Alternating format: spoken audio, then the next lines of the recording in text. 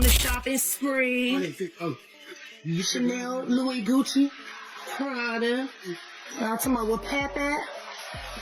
Pat right here, spending his own. All right, listen to this. Today, we've got to talk about Claressa Shields again. Yep, once again, and we're discussing Claressa Shields sliding into content creators' DMs and letting loose. Now, this isn't the first time we've covered this pattern either. Whenever Claressa doesn't like what someone says about her online, she tends to jump straight into the DMs, ready for a back and forth. And I'm talking about full-blown reckless messages sometimes. Sometimes she even takes it a step further. She'll bring the whole situation onto social media herself. Then suddenly she's calling out creators by name in front of everybody. But hold up, things have gotten a little suspicious around some of this too. There was even a YouTuber who lost their channel after posting content about her. A few Instagram users have claimed that their videos discussing Claressa Shields were flagged or taken down as well. So now we've got yet another content creator saying they received some heated messages from her in the DMs. And according to them, the conversation didn't exactly end peacefully. Apparently, it wrapped up with Claressa blocking them all together. But before we get into this latest situation, let's rewind for a second. Remember that viral skit involving Claressa Shields and Papoose? Yeah, the one that had the entire internet talking. That clip spread everywhere, and people couldn't stop discussing it. But one person who definitely wasn't laughing about it was Claressa herself. She made it very clear she wasn't feeling the jokes. So before we move forward, let's take a quick trip down memory lane. Watch this clip and listen closely. On the shopping spree. Chanel, Louis, Gucci, Prada. I'm talking about what Pat at? Pat right here, spending his own money. The best rapper alive. It's the Grow and Pat. The Mrs. Trendsetter.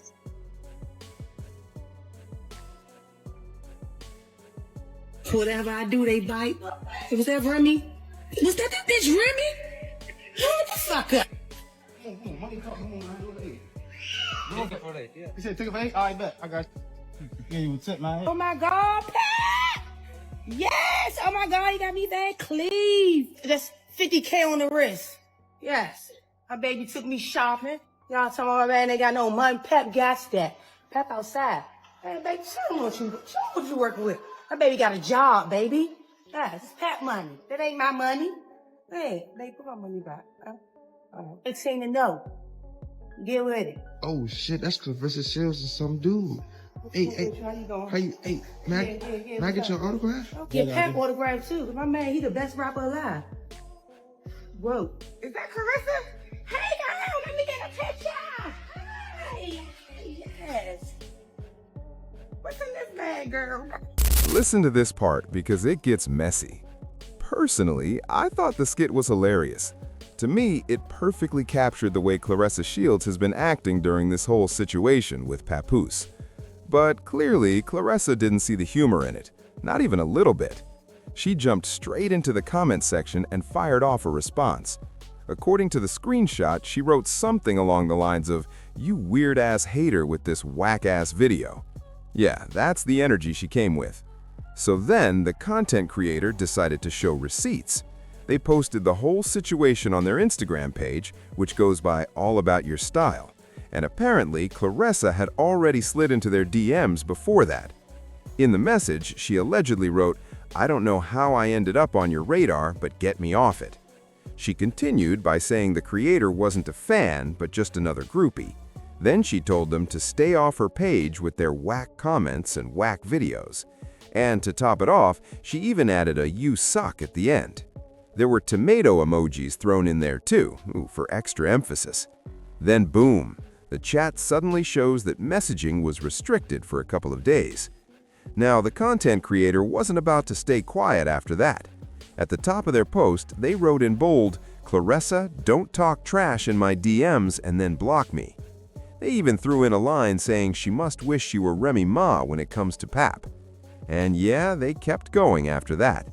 The creator also added another bold caption, taking shots at Shields' money and insecurity. Then they doubled down by posting a follow-up video explaining the whole situation. On this motherfucker Clarenzo, chemo slice, lethal weapon. Back in the day, they didn't want me. Now I'm hot. They still don't fucking want me. Pep got to stay upstairs in the doctor. Figure out how you trying to fake his own death to get away from you. I want to be like Remy so bad for Pep. Monica stay or go. Tiptoe shoe wearing. Boosie badass and fade. When I was a kid, I used to bite bricks and kick rocks at the same time. My grandmother taught me how to talk when I was 20. Oh, motherfucking Ronald Isley fade. Damn, My Prerogative, New Edition, Bobby Brown, reject looking motherfucking Nino Brown. Girl, you don't want this. For real. The fuck, you better stay in your little box and goat goddamn lane and get out my goddamn inbox. Don't be worrying about no goddamn video that's damn a week old and you still right here worrying about it. If you liked it, you liked it, say you like it, because... Let's be honest for a second. The real issue here might be Claressa Shields herself. Because that skit, yeah, it probably hit a little too close to home. And when something lands that accurately, people tend to react emotionally. Most of the time, when celebrities get spoofed or turned into comedy sketches, they laugh it off. Think about shows like In Living Color, Mad TV, or Saturday Night Live. Even Dave Chappelle built an entire legacy turning real situations into hilarious sketches. Usually, mostly people see it as funny. Sometimes it's even a compliment, because it means you're relevant enough for someone to build a whole skit around you. But in this situation, the joke felt a little too accurate. The skit basically held up a mirror to Claressa's online behavior, especially the way she's been reacting whenever Papoose comes up in conversation. And let's keep it real. People have pointed this out more than once. If you're truly secure about whatever relationship you have going on, the internet drama usually doesn't bother you that much. You don't feel the need to argue with strangers in comment sections. You're definitely not sliding into content creators' DMs trying to check them. But when the joke hits too close to reality, emotions start kicking in. And that's when the reaction gets louder than the original joke. Then things go even further when you start recording every interaction with Papoose just to prove something to the internet. And every time those clips pop up, the vibe feels off. There's always a little awkwardness. Sometimes it's straight up cringe. You can almost feel the audience watching and wondering where all of this is heading. Because deep down, a lot of people already think they know how this story ends. And the truth is, Claressa might know that too, especially when you consider the history involving Remy Ma. There have been rumors, DMs, and stories about how those connections started in the first place. And depending on which version you hear, the timeline keeps changing. That alone keeps the conversation messy online. Because as long as Remy Ma is still part of the story, comparisons are unavoidable. People notice everything: the hairstyles, the fashion choices, the jewelry, even the way certain looks or photos get recreated.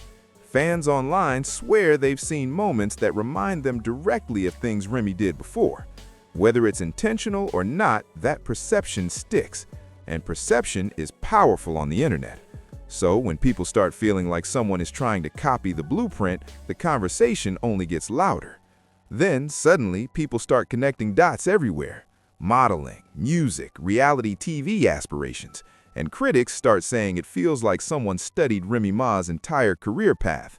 Now, whether that's fair or not is another conversation, but that's how the internet narrative has been forming.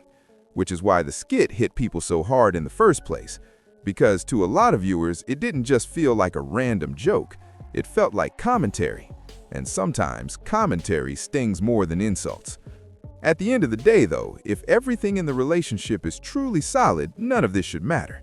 You wouldn't feel pressure to prove anything to the internet.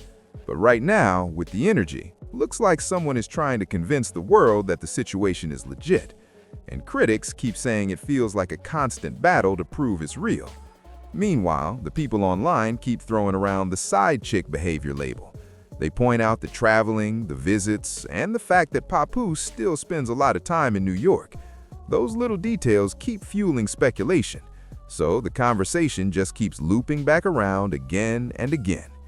Anyway, that's where things stand right now. Let me know what you think about the situation in the comments. Do you think the skit was harmless comedy, or did it really expose something deeper? Drop your thoughts below.